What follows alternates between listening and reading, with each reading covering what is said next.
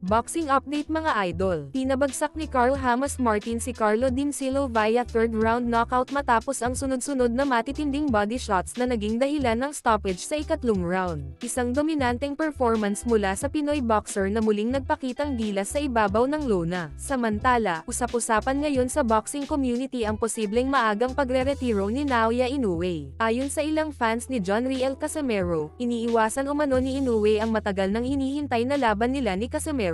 Dagdag pa rito, may mga lumalabas na balita na pinapayuhan na raw si Inoue ng kanyang ama na magretiro dahil wala na umano itong kailangang patunayan pa sa mundo ng boxing. Dahil dito, lalong nagiging malabo ang inaabangang bakbakan ni Inoue at Casimero na matagal nang gustong makita ng mga fight fans sa buong mundo. At sa MMA naman, matinding pasabog mula kay Lito Adiwang. Nagwagi ang Filipino fighter via first round technical knockout matapos durugan ang kanyang kalaban sa loob lamang ng 34 na segundo. Isang mabilis, malinis, at dominanteng performance ang ipinakita ni Adiwang, na muling nagpatunay ng kanyang explosive power at world-class striking inside the cage. Hanggang dito na lang muna mga idol.